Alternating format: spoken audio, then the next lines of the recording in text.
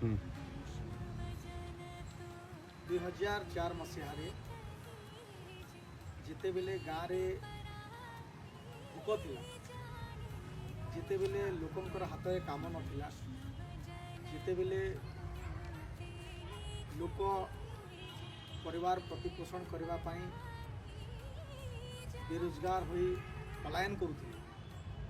सेते बेले डॉक्टर मनमोहन सिंह सरकार एवं यूपीए चेयरपर्सन श्रीमती सोनिया गांधी जी कर सोच मनरेगा को जन्म कला। जो मनरेगा योजना माध्यम रे गाँव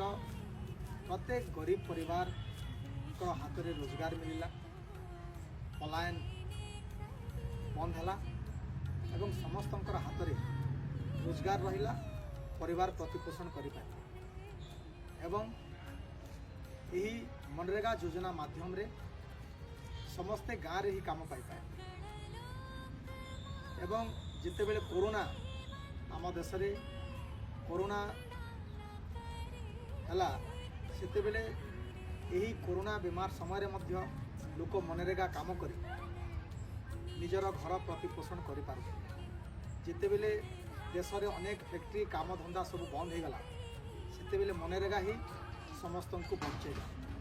मनरेगा काम करी समस्ते निज घर परिवार प्रतिपोषण करे। वर्तमान जो मनरेगा योजना लोकंकर अधिकार, लोकंकर सम्मान, से मनरेगा योजना को ये सरकार कमजोर करने पाई बीजेपी सरकार आरएसएस रा विचारधारा, बीजेपी रा विचारधारा लोकंकर हाथों काम छड़े नापी, लोकों को बेरोजगार करने एवं पुणी थे लोकों को गाँ छाड़ी अन्य राज्य को पलायन करने बाध्य करुछि। एवं मनरेगा योजना जो नीति नियम थिला, जो एक्ट थिला, से नीति नियम को बदलाई मनरेगा योजना रे महात्मा गांधी ना को बदलाई जी रामजी योजना करवा यह महात्मा गांधी प्रति असम्मान। जो महात्मा गांधी अहिंसार प्रतीक, सत्यर प्रतीक,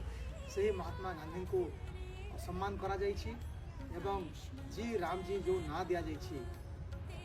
मनरेगा योजना परिवर्ते यह कांग्रेस पार्टी विरोध करुछि एवं आगामी दिन रे मनरेगा ना रहिबा पाई आमे सरकार को दाबी करुछुं। जदि सरकार आमर कथा जदि न शुणती एवं मनरेगा योजना होछि लोकंकर सम्मान स्वाभिमान, मनरेगा योजना को जदि शेष करने सरकार चाहती ताहेले कांग्रेस दल राजरास्ता को ओह्लै लोकंकर स्वार्थ पाई, गरीब लोकंकर सम्मान पाई राजरास्ता रे ओह्लै आंदोलन करिबा। धन्यवाद।